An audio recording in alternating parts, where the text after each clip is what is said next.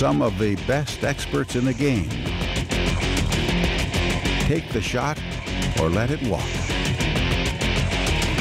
Thompson Center presents You Call the Shots.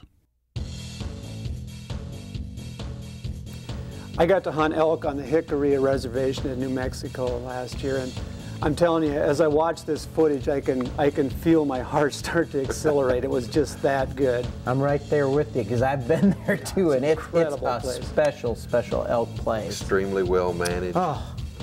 And we saw lots of elk. We were doing a lot of walking around, spotting and stalking, and saw a lot of elk. But this is the guy. This is the second morning we spotted this guy off in the pines. Oh, boy.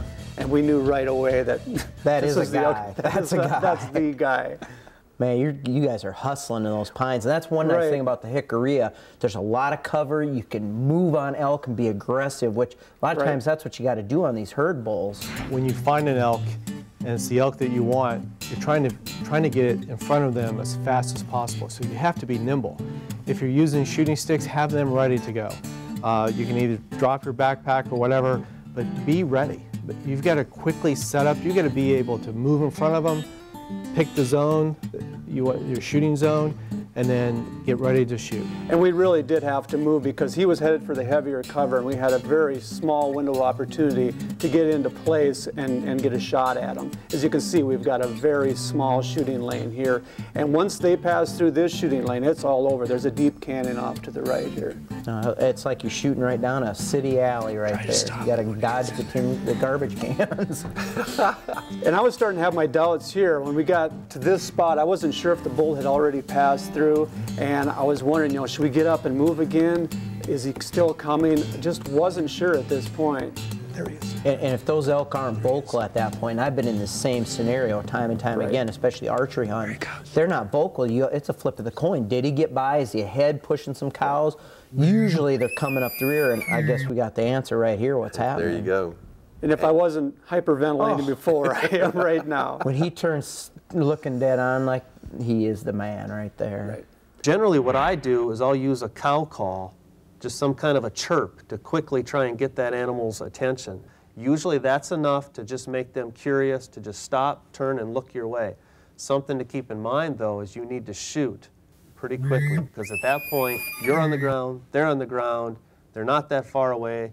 They're going to bust you if you don't make that shot in a hurry. At this point, I'd be squeezing the trigger. You're set up, got a good set of shooting sticks, you're there. The distance is not that far. That particular caliber is certainly more than capable of bringing down a big bull elk. I'd be shooting at this point. I'd have shot a split second before Larry. Would you? But there, no question. Right.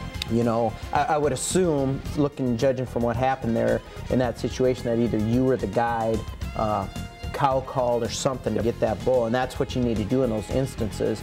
You need to stop that animal to get him to look at And that's exactly what happened. I was down in the sticks. At this point, I have tunnel vision. I'm looking through that scope, and he's moving, and I'm thinking, I'm going to take the shot even if he is moving. But at that point, Lionel, my guide, bugled and pulled him into this perfect pose.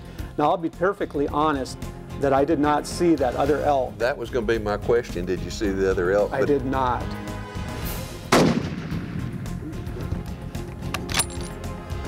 Obviously you didn't.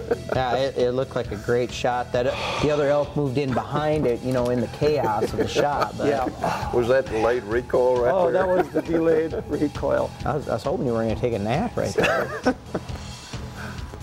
And he was a beautiful elk. Oh, just a beautiful elk.